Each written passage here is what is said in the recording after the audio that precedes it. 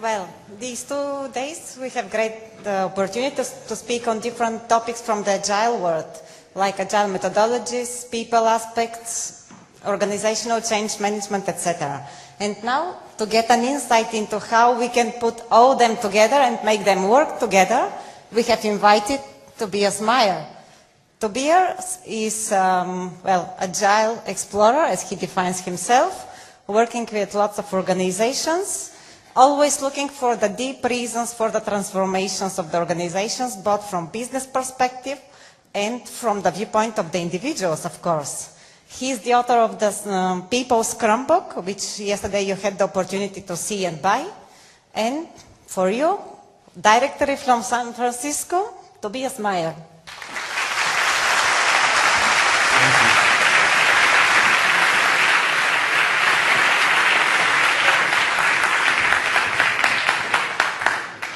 Well, good evening, and thank you all for staying to the end to be here for this.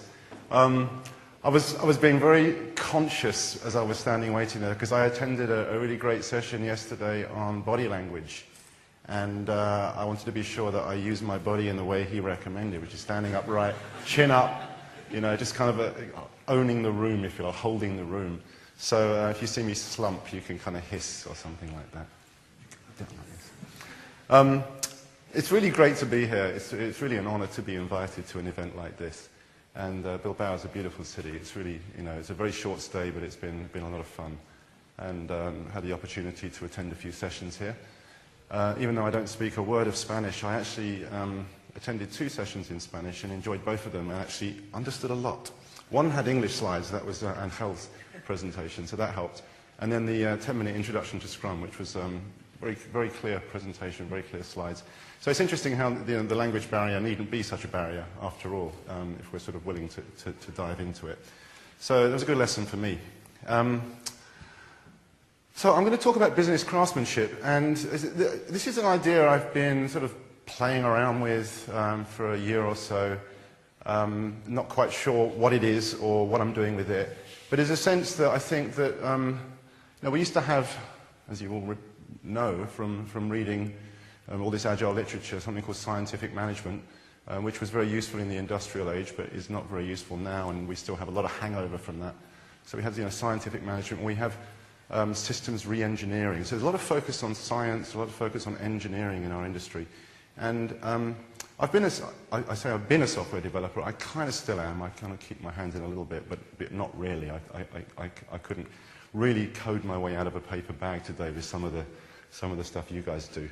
But I have been a software developer. And when I originally trained, it was quite late in life I became a software developer. And a friend of a friend said to me, "That's a strange thing for you to do. Your family is so artistic. What kind of, you know, how do you get your artistic outlet?" And I felt offended for one. But I also felt amazed, because to me, writing code was the most creative thing I'd ever done. It is a craft. For me, it's a craft, you know, and it has elements of poetry, it has elements of art in it. And so when I think about, you know, we call ourselves software engineers, and I know there's a movement, there's a software craftsmanship movement that many of you would have come across that's kind of edging us away from that a little bit and trying to embrace this as a craft.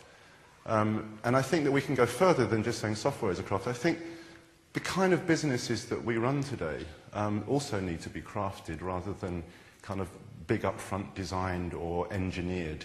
And so I think let's take that idea of craftsmanship and kind of spread it across the enterprise to some extent. So that's what I'm attempting to do, you know, in the various bits and pieces of work I do and the talks that I give. And so this is kind of, if you like, the latest iteration of that. It's certainly not fixed, and what I'm presenting here is very different from what I was talking about a year ago, although there are connections. So, let's dive in. I thought I had 45 minutes for this because I looked at the program and now I found out I have an hour. So I'm not sure if that's a good thing or a bad thing. You know, when you extend a time box, it doesn't always work out so well, does it? But, we'll see. Here. So, a nice wordy slide here to start with. They're not all like this, I promise. Most of them are pretty pictures. So the modern knowledge work organization must look beyond science, beyond engineering, and beyond logic. These are the things that drive us. You know, these are what we consider left brain activities. And our organizations have been very left brain driven for decades now, centuries perhaps. And it's time to re-engage the right brain and to start thinking about creativity and artistry in the way we work. So business leaders need to be artists. The art they create is the organization they build. So, this is an Agile conference, so I do want to talk about Agile to some extent. So, how does Agile help this? You know, what does Agile offer to this? Because I came to these ideas through the Agile field. You know, I discovered extreme programming, I think it was about 1997, 98, and I was doing some research on process. And I was really taken by it. It was very new. It was something I'd never... It was a gut feeling in me that we're doing things wrong. And when I read Kent Beck's book on extreme programming, it kind of gelled that for me. It made me feel, yeah, you know, this guy's on the right track here with this. It was about discovery as you went along, rather than trying to know everything ahead. And it was kind of an eye-opener for me. And so I continued to sort of read and study. I didn't get to practice XP, unfortunately, in those first few years of work. But I kept returning to it, and eventually I came across something called extreme testing before I discovered Scrum or anything else, and through that I discovered Scrum. And began to try and bring it into the organization I was currently working at. And it was a struggle, you know, because this was back in 2003, 2004, and very few people had heard of it. It sounded like a cult, it sounded like a fad, and many people weren't taking it seriously. You know, this was just going to be another thing, another silver bullet that passes us by. But you know what, it isn't. 10 years later, it's sticky. But I'm going to talk about a little bit more about that. You know, is it where we want it to be? That's the question I want to ask here. So how does Agile help in this? So let's just look at what is Agile. In a nutshell. I've got three things there. So Agile helps us to quickly and frequently deliver real value to real users. That's the bottom line, isn't it? You know, there's so many times in the old way of working when a user or a customer even just didn't get to see software. They got to see documents. They got to have conversations which were more like debates or arguments, and they never actually got to see the software. So the Agile movement is saying put the software in front of customers as soon as we can. So real value to real users in order to learn. When a customer and a user sees the software, they know what they didn't want as much as they know whether they want it or not. And so very often you'll get feedback that says, no, I don't want that. Or you get feedback that says, that's great, it's exactly what I wanted. The best kind of feedback I find is, I didn't know you could do that. Could you do this as well? I hadn't thought about it that way.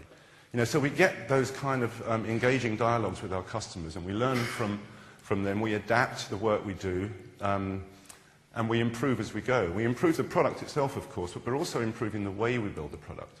So in a system like Scrum, we have two kinds of reflection meeting. We have a reflection meeting for the product, which is called a review, or some people call it a demo. We look at the product and we decide, is it what we want? Is it going where we want it to go?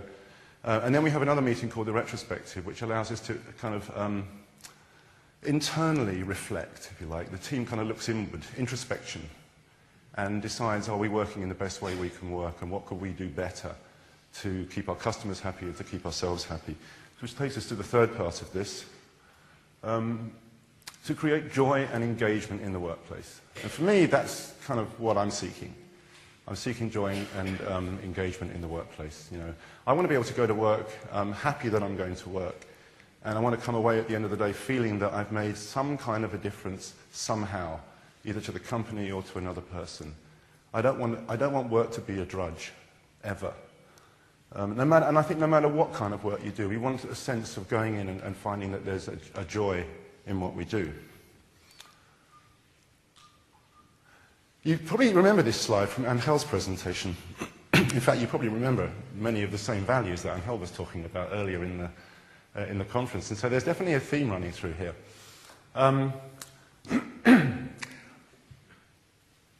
86% of companies have tried Agile, supposedly. 71% have succeeded. Now, I'm not sure which companies they interviewed for this. Maybe 86% of the 5 companies they talked to have tried Agile. I don't know how many companies they talked to. I don't know what kind of companies they talked to. But I don't believe it. I don't believe it. It's just not true. And how many have tried Agile but never succeeded? 15%. I would probably switch those numbers around, to be honest, really. You're all nodding, so you kind of get it, right? What people are calling success with Agile is perhaps not what people who are deeply embedded in the Agile culture would call success with Agile. So there's definitely a disconnect there. I think what we're seeking, this idea of kind of joy and engagement and true value frequently delivered to customers and a kind of reduction of waste and a sense of kind of love in the workplace, if you like. I don't see that in 71% of companies, certainly not in the USA, which is where this research came from. So, the question is, I suppose, what went wrong? You know, if 71% of our companies are doing Agile successfully, they should look like this. When you go into a software company, this is what the feeling is that you should get from that. You know, a bunch of people deeply engaged in the work that they're doing, making it up as they go along, with a manager, I guess there she is, very hands-off back there, leaving the team to kind of figure this out for themselves. But I don't see many companies that look like that. I don't know about you, but and there's not none. I have seen a sense of this in a few different places that I've worked at, but it is rare. What's more common?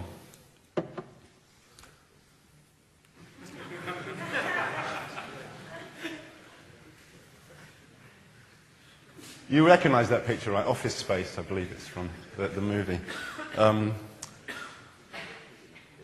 It's an exaggeration. I mean, you know, of course we don't want software developers to behave like a bunch of kids in a playground. Or maybe we do. Maybe we do. And this is the, you know, the extreme far side of it. But there's still, certainly in the USA, there's still a lot of cubicle culture that's hung over from the 90s there. It's slowly being eroded, but not necessarily in the best possible way. But it is good to not be kind of isolated in a grey box. It's a bit like being in a solitary confinement or something like that. And that movie kind of, you know, brings it out pretty clearly. Stress, fear, isolation is what we often see in organizations. So 71% of companies are doing Agile. But are they calling this Agile? I wonder. Because that's not right. And I think we have to do something about that. So the question is, what went wrong? You know, what went wrong when 71% of these companies say they're doing Agile?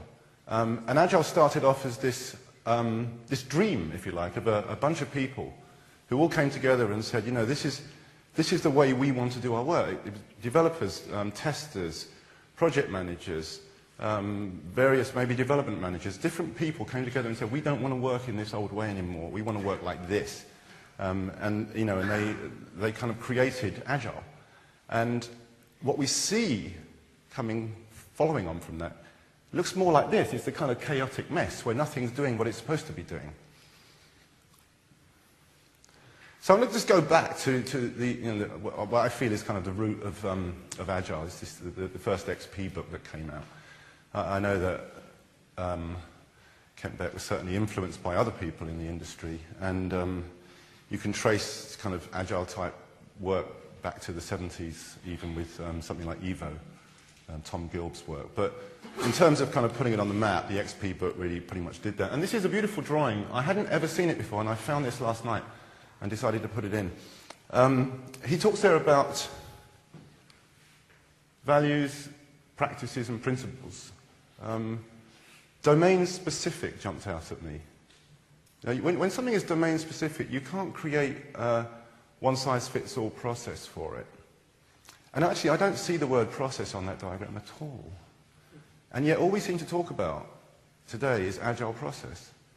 You don't hear much, unless you're at a conference like this and you're listening to Angel talking, or me, perhaps a few other people too, you won't hear much about this, or even that. You might hear some talk about practices. But there's a lot of talk about process, and there's a lot of diagrams. If you search the internet and look for images of Agile process, it's overwhelming how many you'll find. And people take these process diagrams and they try to do Scrum according to the diagram. Or, very often you hear, we're going to do Agile, and we're buying tool X to do Agile with. It's a bad start. Really, it's a bad start. If you try and do Agile by following someone else's idea of what Agile is and who's encoded it into a tool, you're going to lose the spirit before you even begin. You lose the spirit. So, you all know this picture, I hope, right? Agile Manifesto. 17 people came together and talked about what they don't want to do and what they do want to do and what the ideas were that they shared, and they came up with those 4 principles. Individuals and interactions, working software, customer collaboration, responding to change. This is what we want to focus on when we build software. There's a spirit in that, there's a life in that, and there's a joy in that. And I don't see that following through in the way that perhaps those guys would have hoped for. And I certainly hoped for when I first came across this, in the late 90s, and really began to kind of seriously work trying to implement Scrum and train and so on in the early 2000s. So how did this become this? Question. No, I hope I don't offend anyone. Actually, it's completely fine if I offend you. I don't mind. You can take it up with me afterwards. But this is just one diagram of many that try and kind of nail Agile down. This particular one is saying, if you're going to do Agile at the enterprise level, you have to follow these laws and these steps and these rules, and everyone has to align in this way, and you have to follow, these steps in order to get there. And it starts to look like this. The first time I saw this diagram, my head hurt. And I said, I can't look at that, When I go back, I can look at that. I can look at that with interest and a kind of a passion and a curiosity. And I want to explore, what did he mean by that word? And where's he taking that? What is that? Oh, where is it? Excuse me. What is that? Those little dashes up there. What does he mean by that? I like that accountable thing as well. In these little pictures, and it sort of begins to, for me, it makes me ask questions. This one does not. This one makes me, like I said, it makes my head hurt. It makes me want to turn away from this. In a sort of, with a sense of despair, to be honest. So,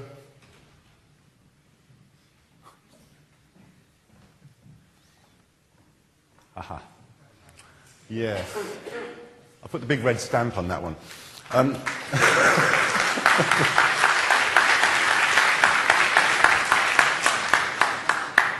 I am truly among my people.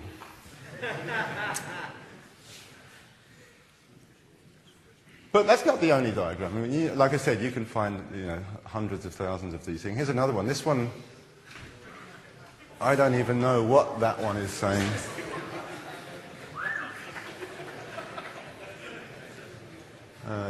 It's even that big, it's unreadable.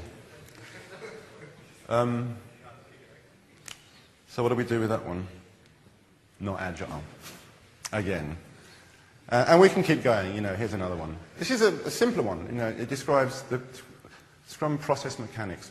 I'm not saying we shouldn't have process. I'm not saying that there isn't an element of mechanism sometimes to the work we do, but it's very, very small, very tiny. I don't think it needs a big diagram. The thing about these kind of diagrams is they get printed up and they get distributed throughout an organization, and they say, this is how we do Scrum at Company X. This is Company X's Scrum. And so they kind of put their stamp on it, and they want everyone to follow the same process. Because there's still this deep-rooted understanding that if we don't all do the same thing, it will be chaos. And they're right, it will be chaos. But the thing to do is embrace the chaos, find ways of containing the chaos, and find ways of harnessing the chaos, rather than crushing the chaos, which is what these kind of things tend to do. So, enough of those. So how much process do we need? Really not very much, I think. So when we build software, we're building products. Let's talk about products rather than just the software, because the product's the interesting part.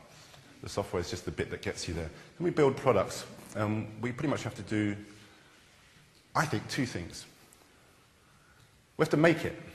Right? We have to build it, and that requires lots of different skills. It requires coding skills, testing skills, design skills, various other technical skills to install the software and make sure that it's working and people can use it. So we have to make this thing. But the second thing is, if we just make it in isolation, then who knows what we're making? We could be making something great, or we could be making something that ends up as, well, they don't use that term anymore, shelfware. That never sees the light of day.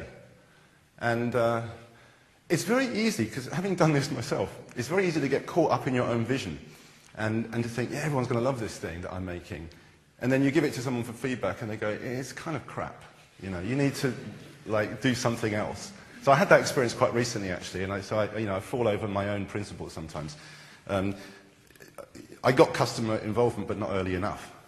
Probably a little bit of waste built into that. So we make things, and in order to ensure that what we're making is the right thing, we need alignment in that. And we need alignment with people who are paying for the products that we're building and the people who are using the products that we're building. So customers and users. Collectively, stakeholders. So there has to be some alignment, and we have to do that alignment pretty frequently. All right, so we make and we align. And the third part of it is you don't just do that once. So you can create a little iteration around that. So we make and align and we iterate. We make, we align, we iterate. And what that does eventually is, this is basically describing Scrum, isn't it? You have a time box, you make something, you have a review meeting with your customers, they give you some feedback, and you go back and you do another bunch of work, and you deliver that and give you some feedback, and so on. But eventually, there's a third part to this, actually. So just making and aligning is great, but then what? You have to deliver it. So you get another little wraparound iteration there. So the delivery might be on a slower pace than the making and aligning. The making and aligning might be, your feedback with customers might be daily. It might be every week, but you may not be delivering software or releasing software as frequently as that. That depends on what your customers and users actually want, what pace they can keep up with in terms of change. So I think that describes an agile process to me, and it's a lot simpler. And I would stamp agile on that one.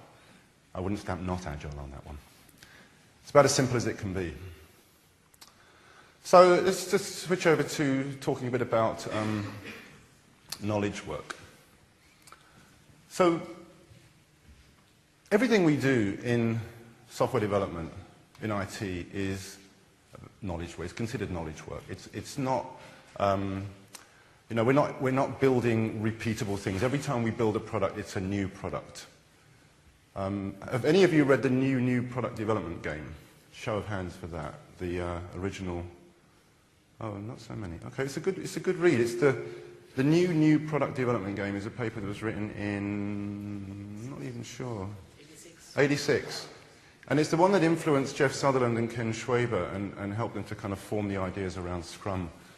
But essentially what they're talking about in that is that idea that nothing's repeatable anymore. If you're building a software product that already exists, you probably shouldn't be building it, right? You should be building something different. So you're building something that might be similar to something else. It might be an improvement on something else.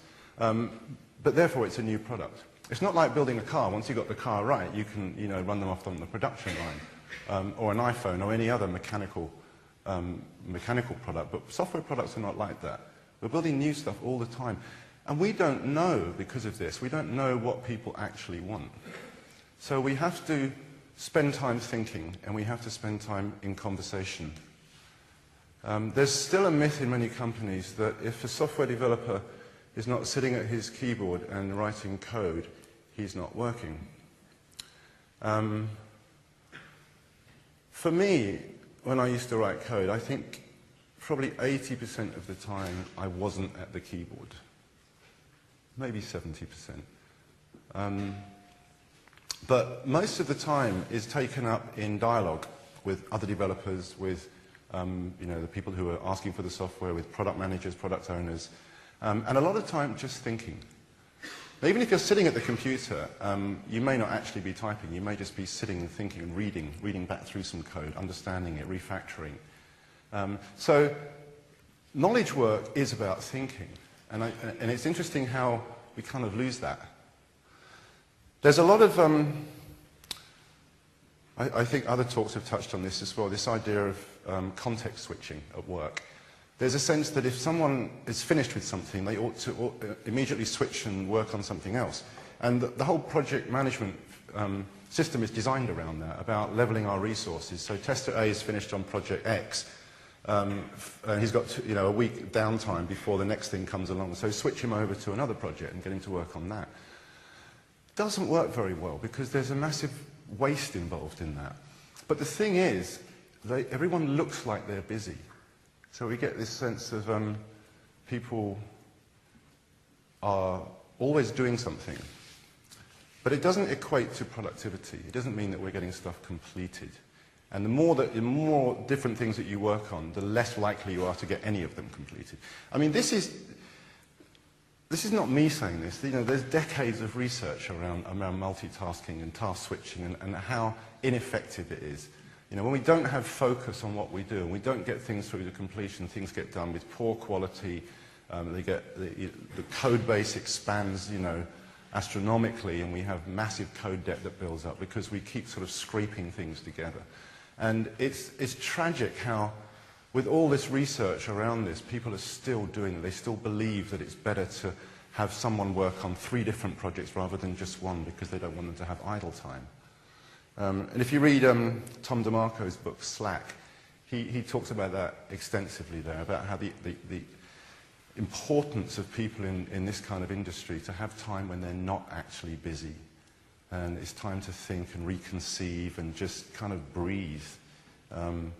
Take in the world around you, because we're building products that the world wants. And so if we're not in touch with the world around us, what are we building? We're building some nonsense that is just satisfying our own sense of, challenge. Like, this is a really hard algorithm to write, so I want to spend time on that.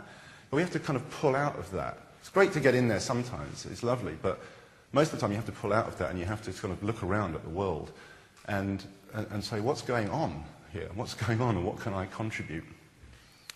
So when we're looking at knowledge work, this is a very simplistic diagram, obviously. There's lots of different skills that we need inside businesses, but I think these are 2 worth calling out. People who are visionaries and the people who are makers. And they're not completely distinct from each other. One of the things I've noticed in all the years of consulting that I've done is we've got a lot of makers, a lot of really good makers inside organizations, and not many visionaries. Not many people who can really drive us forward with ideas. And when we don't have good ideas, we build poor products. Or we keep changing our mind all the time. Or we keep kind of responding to a single whim of a customer because they're the richest, or they're giving us the most money, or they're a stakeholder, or it's the CEO's mother, or something ridiculous. And honestly, I've actually experienced that for real. You've got to get this thing in. Steve's mum looked at this and she didn't understand how it worked, and she's a real user, and so we have to. And suddenly everything had to stop for this one thing. It's not very visionary, that is. It's not a very visionary way of working. It's not very strategic. And so, we really need to encourage people to think more about what kinds of things they want to do and explore. And it's not about sitting in isolation and just thinking up ideas. It's about throwing things around. It's about playing. It's playing time. So we've got these visionaries and we've got these makers in an ideal situation. The visionaries may be the people that own the company, people that run the company. In a startup situation, someone's got a brilliant idea for something and he wants to pull a bunch of people together and get them working on it. And so there's, a visionary or 2 in there. Most of the people are the makers. But they're going to contribute ideas, and so there's some back and forth on that. So we've got a kind of crossover here. These people are coming together in collaboration. They're not siloed. They're not great ideas being documented in beautiful pictures and handed off, to the coding monkeys who are then going to just kind of rattle this stuff out. This is really, truly about collaboration. So crafting a business is about bringing people together in a spirit of collaboration. It's about breaking down silos. It's about not just silos of the organization itself, but silos in terms of where people work from. If you don't have the best collaboration tools in place to have people work together when they're remote, you shouldn't do it. You shouldn't do it. The pain of being in telephone conferences, many of you may know that. when you've got 5 or 6 people on a call, all in different locations in the world. No one knows who's actually talking because they all sound the same, especially in the USA. I can't tell. They all sound the same to me. And it's meaningless, you know, and I don't even know what these people are talking about half the time because I'm not even working on the same project as them. I just happen to have the same title. And so all of the, you know, Mr. X's come together, all of the program people, this or that. We're all going to have a big meeting and make sure we're aligned. But they're not doing that because no one cares. That's the thing. The person who called the meeting might care, but really most of the people at those meetings don't care. So bringing together people in collaboration it's a great idea to have people all in the same building, all in the same room. It's a great idea. You know, when I suggest that to organizations, I say, well, you've got these guys in India and you've got these guys in Spain and you've got these, you know, guys in Cuba or wherever they are. And it's great, you know, they're good developers, but wouldn't it be nice to, maybe you could bring them over here for a few weeks or something, or maybe you can have them work on their own projects and then we can have a co-located team you know, in California that's going to work on something different, and they don't have to get on the phone every day. They go, yeah, but that's not how it works here.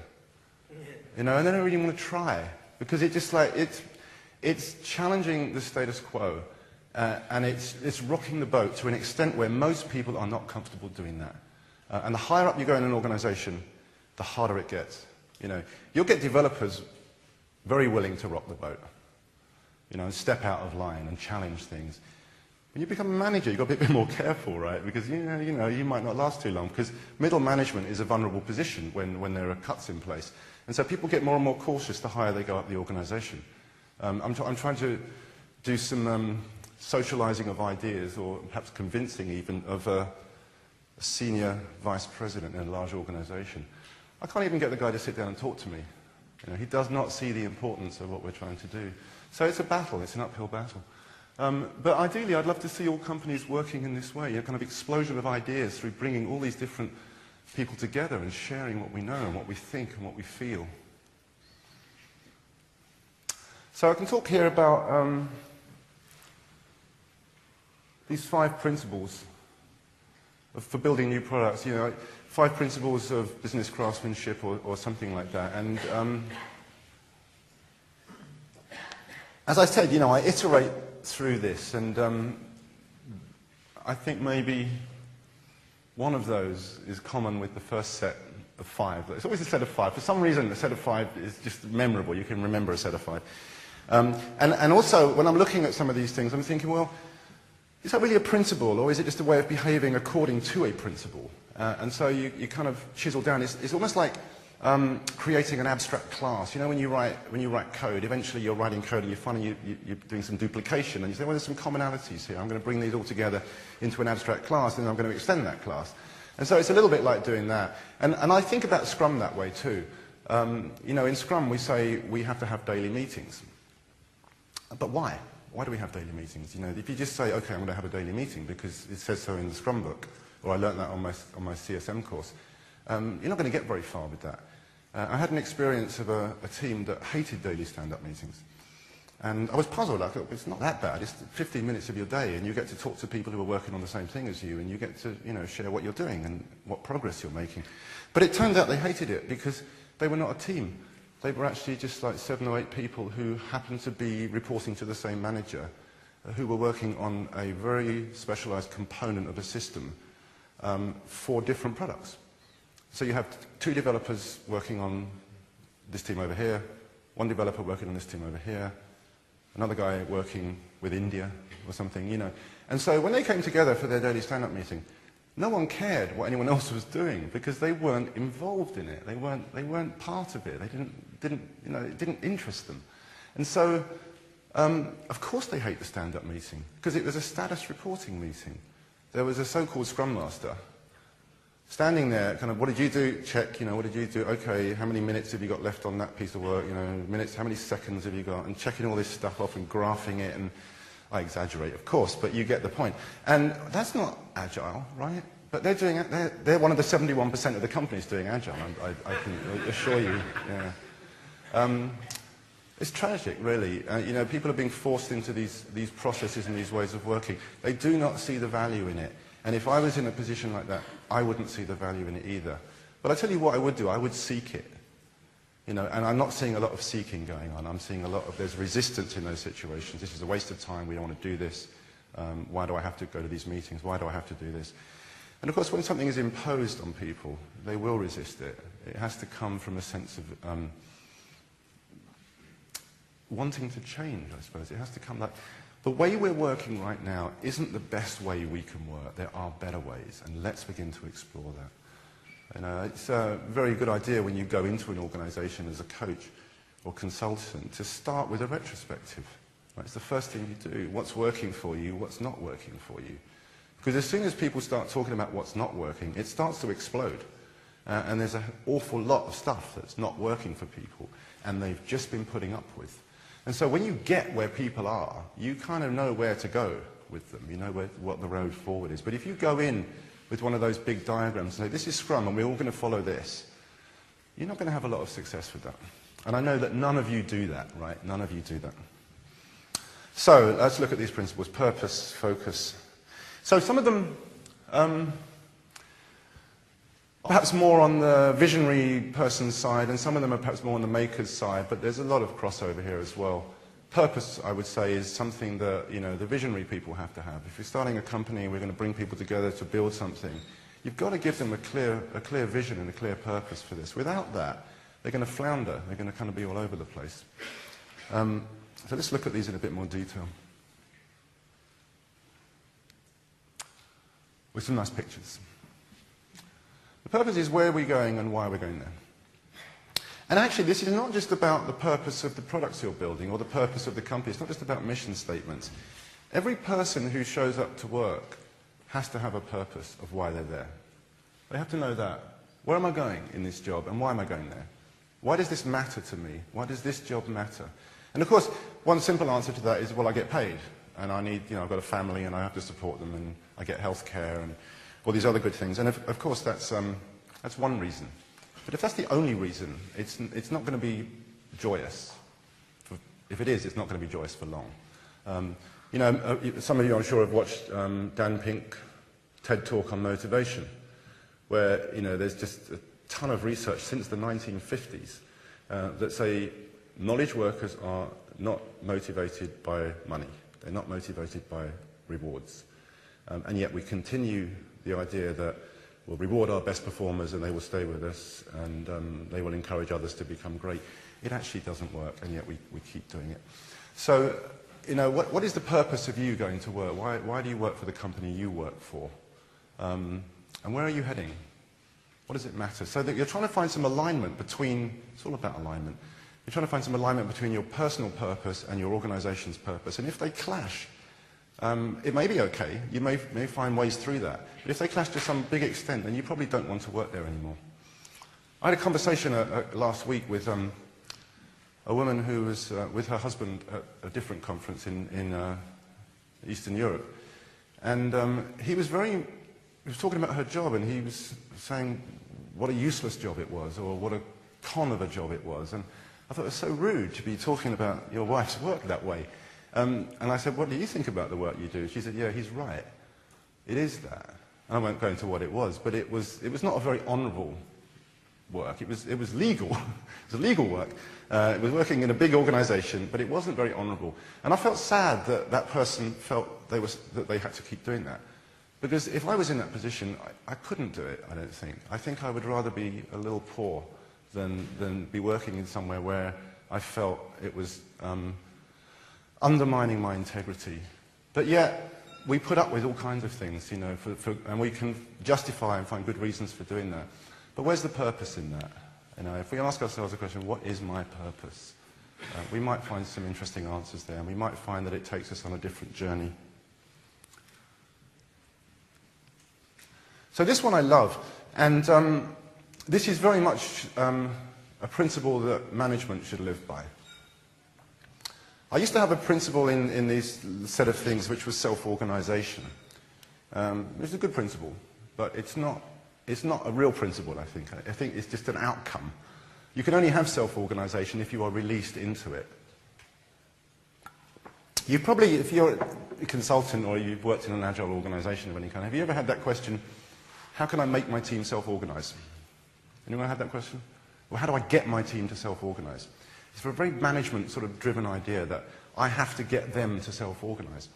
Well, you can, but you can only do it by actually not doing anything, by just walking away, turning your back. Management by leaving the room is what's required.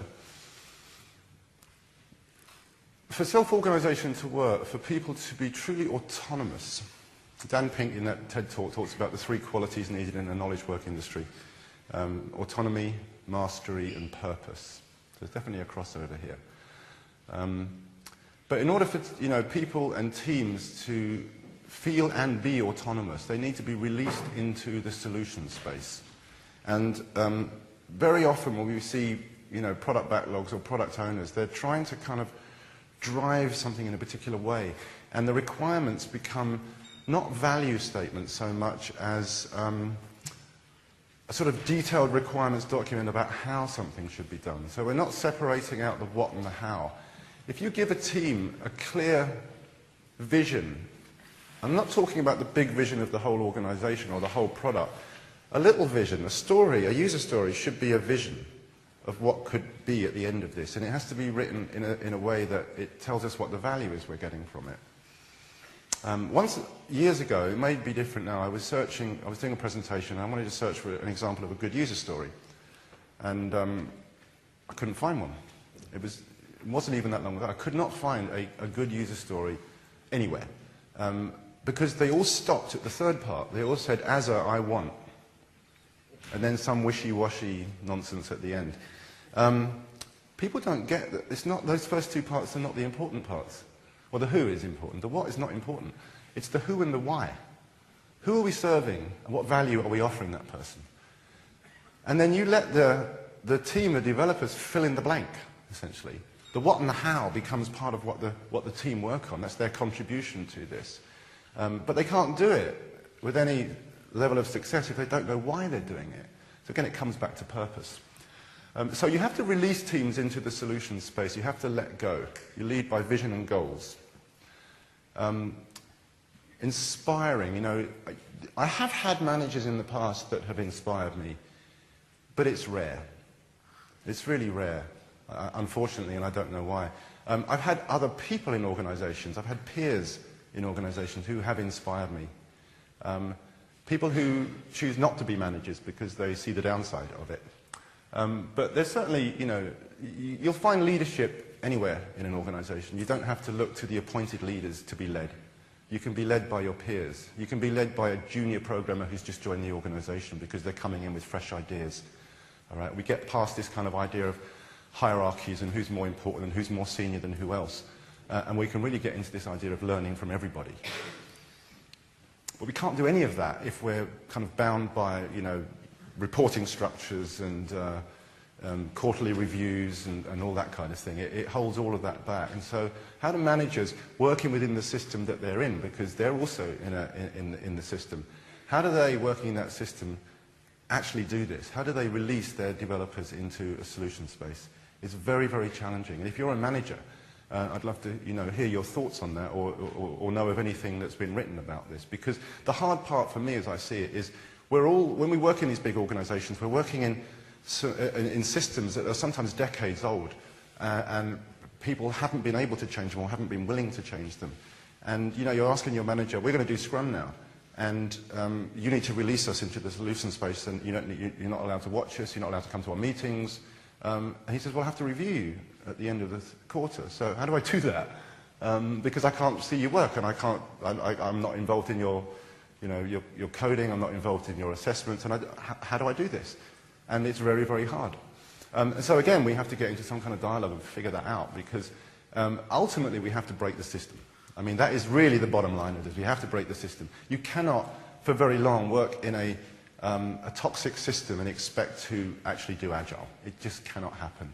And so really the movement of Agile has to be towards undermining these old kind of Taylor-esque systems that we still have in place in many of these big organizations. And if you're lucky enough to be working in a small startup company, good for you, Don't let it become like these big companies, because I see that happening too. These things start up and they're full of energy and power and great things are happening, and then they start growing and they think, oh, we better put some structure in place. And so they invite Accenture in or something like that, you know, so just figure this out for us. Or they might invite an agile person in, but it's the same thing, you know, they want it fixed. Okay. So, third one is focus, of course. We talked about that a bit. Just do one thing at a time. You know, I think that's one of the great gifts that Kanban has given this community, is this real focus on minimized work in progress. You know, people were doing it in Scrum. They were kind of trying to get pieces of work done one at a time in the sprint, but it was too easy to break because you had 10 things lined up in your sprint and they all had to be done by the end. And, you know, this idea of let's not do all of them at once, let's work on one thing. And you always hear the complaint, well, I've got nothing to do on that story because I'm an analyst, or I'm a designer, or I'm a tester, and there's nothing to test, so what do I do? It's like, think for yourself and figure it out, please. That's my answer to that. You know, you're a developer. You know, everyone in an agile development team is a developer. You're developing the product. That's what you're doing. That's your job. All right, so figure out what you can do to help. Swarm around these solutions. Get one thing done and move on to the next one. You know, it's a pipeline, really, isn't it? If you're trying to jam too many things into a pipeline, it's going to clog. Nothing's going to get through. It's going to get through very, very, very slowly. So, you know, this has been said right from the beginning in Agile. Kent Beck and Jeff Sutherland quotes there. I particularly like Jeff Sutherland's quote, actually. It's transforms scarcity into abundance. He told me a story one time about when he began to do Scrum. What he was observing in the organization was a culture of scarcity. There was never enough time, there was never enough money, there was never enough people to do what they wanted to do. And there wasn't, because they were trying to do 10 things, 10 different things, all at the same time. And so, I guess it was a result of reading that paper. I don't know, I'm not him. But the way I heard the story is that he went in one day and said, let's stop doing this, let's do one thing, or two things. And as a result of that, they suddenly had a culture of abundance. They had more than enough developers, they had more than enough money, and they had more than enough time. And they began to build software and release software. It went out the door. And it changed the culture. I mean, that's the key thing here, I think. People were no longer fearful that they weren't going to get stuff done. They knew they were going to get stuff done. They could go home at the end of the day at 5 o'clock, 5:30. You know, they didn't have to stay working till midnight. They didn't have to come in at weekends, because the stuff they were getting done was getting done. And eventually, everything moved faster. You know, those 10 projects they wanted to get done, they all got done. But they got done one at a time, rather than all at the same time, moving very, very slowly. A lot of people pride themselves on being multitaskers. And it's even in some job descriptions. We want someone to be a multitasker. Still, I think. Stanford did this research, maybe 10 years ago or something. And they looked at multitasking, and they ran some experiments and tried to assess, you know, whether people were actually good at multitasking or not. And the conclusions they drew, very simply, was that no one is good at multitasking. Everyone is bad at multitasking. But there was one exception. The people that thought they were good at multitasking were worse than everybody else. I love that. I can't find it. I've been trying to find that research for years now, but I can't find it. And I'm wondering if I dreamt it. But even if I dreamt it, it's probably true, right? It's probably true. You know, it's just that sense of like, yes, you can multitask, you can do lots of things at the same time, but with what quality are you doing them? If you're trying to cook a meal and, you know, look after the baby and clean the house and get on the phone to your friend, all of those are going to be done badly. Rather than let me just do this one thing and do it really well. If we can get into that, we probably get more done when we do one thing at a time. How many of you keep personal Kanban boards at home? I'll own up to that one, all right? We have a personal Kanban board. And our lives go pretty well when we use it. And they don't go so well when we stop using it. We suddenly have too many things going on. Oh, I haven't got time for this, or I haven't got time for that. When the Kanban board is up there, and we're in progress done, we have so much time. And everything feels manageable. It's extraordinary. And even, this is the hard thing, even knowing that it works better when we use our personal Kanban board, we still don't use it all the time. We still use it less than we don't use it, I would say, in fact. And why is that? Because it's hard, right? It's hard it's hard to motivate yourself to do the right thing, even when you know it's the right thing, even when you know it's going to give better results, because there's an element of laziness or something that kicks in, or you think, well, I'll do that tomorrow, but I've got this really important thing I have to do today, and I have to get that done. I'm describing myself to you here, honestly. That's kind of how I function. And I have to really be conscious to try and not do that, because it's not my natural way of being. And so when I go into organizations and I see I've set up this great scrum board for them and they can move all these things around and they've got all the metrics they need, and I come in a month later and they're not using it and I get mad, I have to look inward at that point. And I go, oh, I get it, you know. Yeah, it's hard to do this stuff. It really is. Which is why teamwork is good, by the way, because there's usually one or two people on a team that will kind of keep this motivated and keep it moving. And it isn't even the same two people all the time. It rotates around, you know. There's a sense of responsibility that kicks in there. So teamwork helps on that. But yeah, minimize the amount of work you do. It's that simple. And then this, of course, is in the maker's sphere. We're building new products. We've got some great vision and great ideas, but we don't know if these are possible. We don't know if they're practical. We don't know if we can do them with the technology that we have. So we start playing around. We start exploring. We start researching. We start prototyping. We come up with perhaps some really stupid ideas sometimes. And we talk a lot in the Agile space in facilitation and training about failure and how important failure is. That's not to say that we want to fail big. We want to fail, but we want to fail small. Agile Scrum helps you do that because it keeps things in a small time box. Allows us to try things out, experiment. The worst it's going to be is a 2-week failure rather than a 3-month or 6-month failure. So it's a playfulness around that. We want to take risks. If we don't take risks, we don't fail. So if you're not seeing any failure inside your organizations, it's probably because you're not taking any risks. And so you might want to challenge that. You know, we're a successful organization, we never fail. I wouldn't count that as a good thing. I would count that as a concern and something you want to start digging down into. Are you truly being inventive? And this last one is not something you usually see as a good quality, right? Confrontation. What do I mean by that? And I was searching around for a good image to use for this, and when you look for confrontation, you find angry people with their fists up or something, and people shouting at each other. That's not what I mean by confrontation. Confrontation is speaking the truth to authority. And I think that if a Scrum Master is nothing else, a Scrum Master is the person who speaks truth to authority. You know, when I'm interviewing, as I'm doing at the moment for Scrum Masters, that's a requirement on the job description. You can speak truth to authority. Most people can't. It's very, very hard. It's hard for lots of reasons. It's hard because you're afraid of losing your job. But there's also many other reasons as well, you know, cultural reasons and all kinds of things. But what we're looking for is courage, right? We're courage to speak up and say no and challenge things and say, I have a better way of doing this, or let's look for a better way of doing this. This doesn't feel like the right thing to be doing. But we have this very negative view of confrontation as if it's a bad thing, and we want to avoid confrontation. But I would say embrace it. If you're in a confrontational relationship with someone, there's probably something very powerful going on there that you want to explore. You want to dig below that kind of aggression on the surface and find out what's really going on down there. You know, we want to be able to be brave and courageous and stand up for our principles and our integrity in the way that this guy did. You know, not to that extent. I'm not asking you to do that, obviously. But, you know, when the rubber hits the road, what are you prepared to do? Are you prepared to just sit back and go, well, I can't change anything. It's just the way it is around here. This is the way we work in this organization. Or are you prepared to say, no, it's not how it should be. It might be how it is, but it doesn't mean it's how it has to be.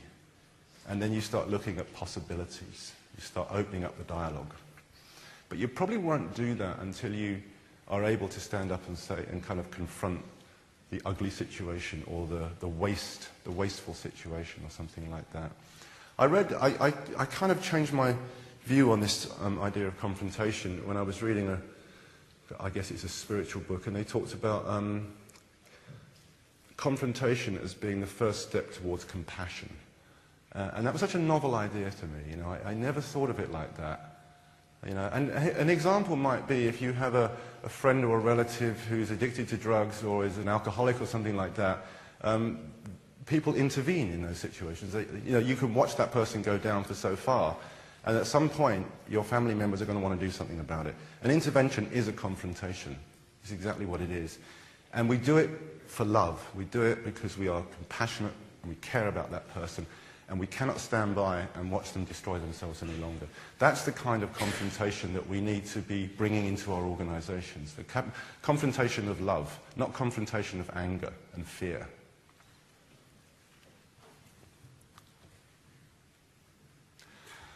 It's almost time to wrap up, and I just like that picture. To me it says emergence, so I thought I'd throw that one in there. You know, principles, those principles, or principles like that way of thinking, that way of getting outside of this mechanistic, process-oriented approach that has been so prevalent over the last 10 or so years in our organization and still seems to be growing. You know, if we can get out of that and dig down into what we really truly value, and what we feel guide us through life, then we're going to emerge these incredible things. These incredible products are going to come out of that mindset. And it's not going to be by design. You know, we could never design the kinds of things that come about through a collaborative process. And 2 more slides. The essence of agility. It goes back to that little process diagram I had earlier. You know, it's just really simple, isn't it, doing Agile? We build stuff, we deliver it, and we learn from that, and then we repeat. And you do that bringing in the values and principles that you have in your real life. You know, we shouldn't be coming to work and leaving our values at home. Values of care, values of, you know, love for people, values of honesty. We often kind of feel that when we're in an organization we don't have to bring those with us, but we do. We don't bring them with us. No one else is going to supply them. It kind of comes down to us to do them. So, sure, we can follow this little simple process, but without all the other stuff, it's really not going to get us very far. And finally, I like this stepping stone analogy. I'll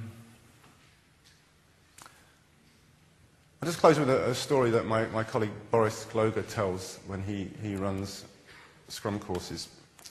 He uses it to illustrate the idea of retrospectives. And the story is that he claims his grandfather told him a story when he was a little boy. When he was a little boy, his grandfather told him the story about how he met and fell in love with, how he fell in love and met his wife, the grandmother. And they lived in some remote part of Germany, and the girlfriend lived on an island across a river. And they were forbidden to see each other because they were young, and it wasn't the done thing. And so the grandfather used to sneak out at night, and he wanted to go and, you know, meet up with his woman. And in order to get there, he had to cross the river. And the only way of crossing the river was on stepping stones. And he knew roughly where to go because she would leave the light on in her window crossing the island. And he knew that he had to get there, and there were these stepping stones. But it was pitch black. Right, so what he couldn't do, he couldn't just kind of jump across like that because he didn't know what was going to happen. And maybe there was some deep water and he was going to trip and he was going to fall and he was going to get hurt. So he couldn't do that. What he could do, though, he could just about see the next stone in front of him. So he would jump to the next stone, and he didn't know if it was going to be slippery or not, so he had to be careful. He'd jump to the next stone, he would stop, he would catch his balance, and he would check the light in the window where he was going to. And then he would look down for the next stone, and he would take the next stone, look at the light, and so on. And so that way he worked his way across the river, met his wife, they got married, they had a child, Boris was born, happy ever after. They were doing Scrum, essentially, all right? There's a vision, the light in the window. We don't know how we're going to get there. We're going to have to make it up as we go along. We're going to do some work, we're going to jump to the next stone. When we've done the work, we're going to stop. We're going to reflect on where we are. We're going to look around and make sure that we're heading in the right direction, that we're not going off to some other light in some other woman's house. We'll check that. And then we do it again. Make sure we're going towards the light, take the next stone. That's how Scrum works. And that's the importance of the retrospective. The retrospective is a place to stop and to breathe and to look around you and to take in your environment and to see that all is well. or all is not well, and you need to do something about it. Maybe sometimes he had to step back a stone in order to take a different stone. So that's why I use this. That's why I use this picture here. It's an emergent adventure, and really it is full of surprises, you know. And thank God for that. Thank you.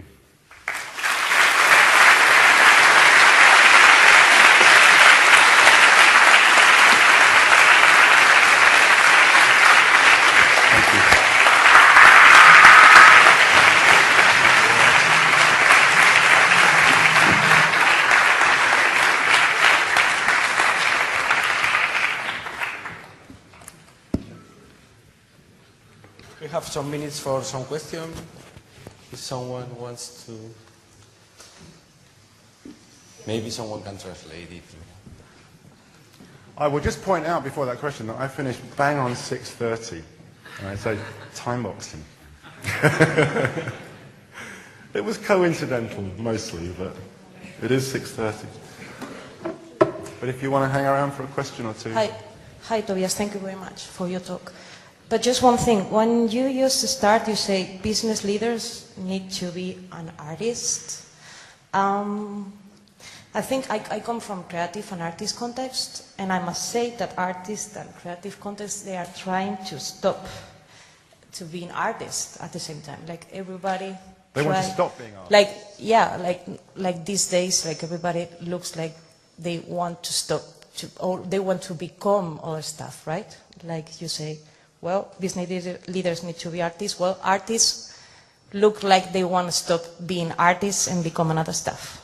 What do they want to become? Business leaders? Well, I don't know, but I know, for example, they want to work with other people. I know they are trying to find work systems, way of organizations and all this stuff. So I just want to say that like artists, or, you know, when, as I understood, like artists or creative, like to try to be other thing, I think agile and all these SketchUps and all the things that you say, this is not agile. Well, from other contexts, actually from creativity and artist context, that's what exactly they need, you know, like system to work, a way of working, I mean, a way of organization and a way of, Well, there's different kinds of artists. So I'm not thinking of the lone artist sitting in his ivory tower and producing great works alone. I'm thinking more of the collaborative artists, you know, Twyla Tharp, Alvin Ailey, the dancers, choreographers, people that do work with other people. You know, if you look at a dance company, that's an organization. It's a group of people. Usually in situations like that, the input of all of the people in the group is considered and listened to, and what the leader is doing is crafting some beautiful piece of work out of that input. And I think we need to lessons from that kind of an artist is what we need to bring into our organizations. You know, I think of the business leader is almost like a sculptor, except he's not using clay, he's using people. That sounds horrible, but using the energy of people. You're kind of crafting the energy of people, sculpting the energy of people. That's the kind of artist. And maybe artists can learn something from what we do in the Agile world too, and I have no doubt about that. Yeah.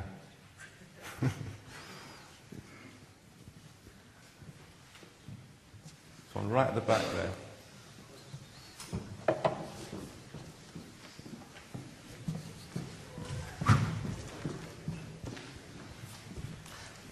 The other day at work, something interesting happened. There was a meeting, it was a high-stakes meeting, and the senior VP came over and he did something that was interesting. He said he played the drive-by VP. So he just went in the meeting and he told us that what we're going to decide later on was going to be very important, and he told us why it was important, and then he just left. And he left us to decide. So I think that was very in tune to what you're saying, and I was wondering how often do you see something like this, and how does a person in that high up in the hierarchy do what you propose? But he did it. Yeah, he did. So he went in. So the question of how he can do it, I guess you've given the answer, and it's simply you just do it. I want more answers. I want more options. I don't know. I think it depends on the level of courage of each of the individual people. How much do they trust the team of people they're working with? Perhaps in the situation you described, he had a very high trust level for those people working with him, that he knew that if he left them alone, something would get done. But the trouble is, in a lot of organizations, there's a sort of... people leave and people join. There's a lot of new hiring, there's a lot of people leaving. So you never build up that level of trust with people. We hire people because we trust they can do the work. But trust is a complex thing. There's lots of different kinds of trust. I might feel that you're competent to do the work, but do I know that you're going to do it? Even though you can do it, doesn't mean you will do it.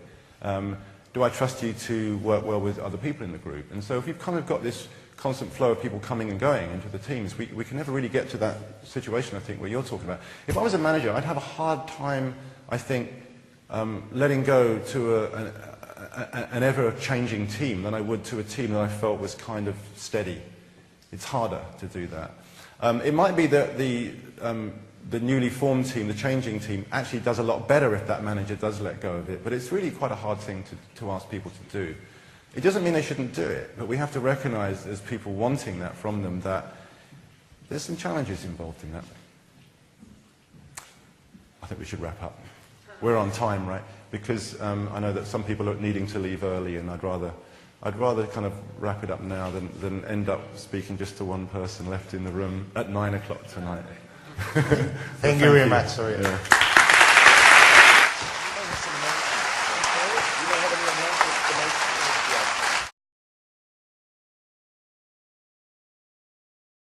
Sort of read and study. I didn't get to practice XP, unfortunately, in those first few years of work.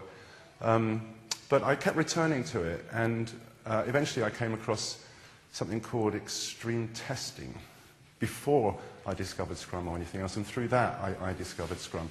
And began to try and bring it into the organization I was currently working at. And it was a struggle, because this was back in 2003, 2004, and very few people had heard of it.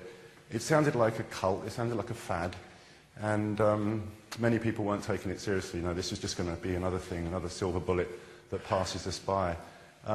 But you know what, it isn't. 10 years later, it's sticky. But I'm going to talk about a little bit more about that. Is it where we want it to be? That's the question I want to ask here. So how does Agile help in this? So let's just look at what is Agile. In a nutshell. I've got 3 things there. So Agile helps us to quickly and frequently deliver real value to real users. That's the bottom line, isn't it? There's so many times in the old way of working when a user or a customer even just didn't get to see software. They got to see documents. They got to have conversations which were more like debates or arguments, and they never actually got to see the software. So the Agile movement is saying put the software in front of customers as soon as we can. So real value to real users in order to learn. When a customer and a user sees the software, they're owning the room, if you like, holding the room. So if you see me slump, you can kind of hiss or something like that. It's really great to be here. It's really an honor to be invited to an event like this. And Bilbao is a beautiful city. It's really, it's a very short stay, but it's been a lot of fun. And had the opportunity to attend a few sessions here. Even though I don't speak a word of Spanish, I actually attended 2 sessions in Spanish and enjoyed both of them and actually understood a lot. One had English slides, that was Angel's presentation, so that helped. And then the 10-minute introduction to Scrum, which was very, very clear presentation, very clear slides. So it's interesting how the language barrier needn't be such a barrier after all, if we're sort of willing to dive into it. So that was a good lesson for me. So I'm going to talk about business craftsmanship, and this is an idea I've been sort of playing around with for a year or so.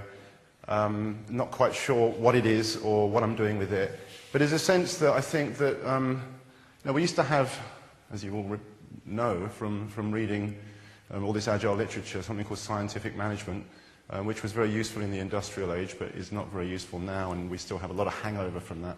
So we have scientific management. We have systems re-engineering. So there's a lot of focus on science, a lot of focus on engineering in our industry.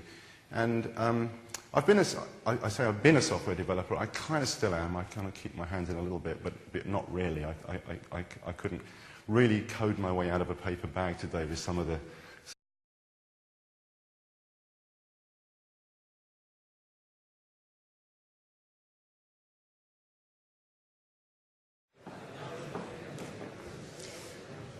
Well, these 2 days we have great opportunity to speak on different topics from the Agile world, like Agile methodologies, people aspects, organizational change management, etc. And now, to get an insight into how we can put all them together and make them work together, we have invited Tobias Meyer. Tobias is, Agile explorer, as he defines himself, working with lots of organizations, always looking for the deep reasons for the transformations of the organizations, both from business perspective and from the viewpoint of the individuals, of course. He is the author of the People Scrum book, which yesterday you had the opportunity to see and buy. And for you, directly from San Francisco, Tobias Meyer.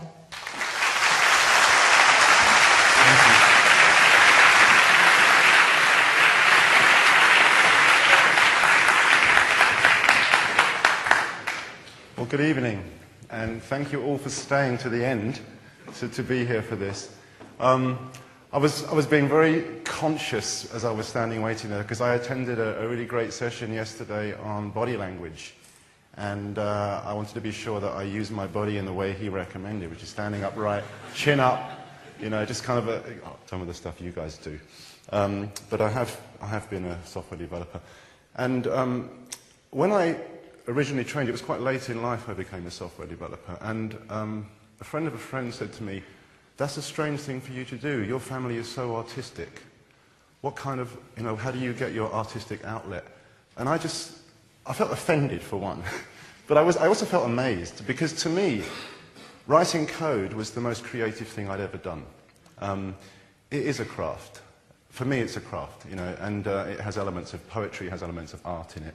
And so when I think about, we call ourselves software engineers, and I know there's a movement, there's a software craftsmanship movement that many of you would have come across that's kind of edging us away from that a little bit and trying to embrace this as a craft.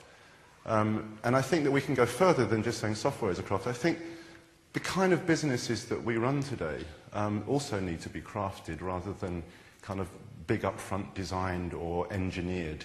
And so I think let's take that idea of craftsmanship and kind of spread it across the enterprise to some extent. So that's what I'm attempting to do, in the various bits and pieces of work I do and the talks that I give.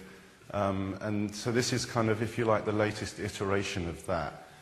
It's certainly not fixed, and what I'm presenting here is very different from what I was talking about a year ago, although there are connections. So, let's dive in. I thought I had 45 minutes for this because I looked at the program and now I found out I have an hour. So I'm not sure if that's a good thing or a bad thing. When you extend a time box, it doesn't always work out so well, does it? But, we'll see. Here. So, a nice wordy slide here to start with. They're not all like this, I promise. Most of them are pretty pictures. So the modern knowledge work organization must look beyond science, beyond engineering, and beyond logic. These are the things that drive us. These are what we consider left-brain activities, and our organizations have been very left-brain driven for decades now, centuries perhaps. And it's time to re-engage the right brain and to start thinking about creativity and artistry in the way we work. So business leaders need to be artists. The art they create is the organization they build. So, this is an Agile conference, so I do want to talk about Agile to some extent. So, how does Agile help this? What does Agile offer to this? Because I came to these ideas through the Agile field. I discovered extreme programming, I think it was about 1997, 98, and I was doing some research on process. And I was really taken by it. It was very new. It was something I'd never... It was a gut feeling in me that we're doing things wrong. And when I read Kent Beck's book on extreme programming, it kind of gelled that for me. It made me feel, yeah, this guy's on the right track here with this. It was about discovery as you went along, rather than trying to know everything ahead. And it was kind of an eye-opener for me. And so I continued to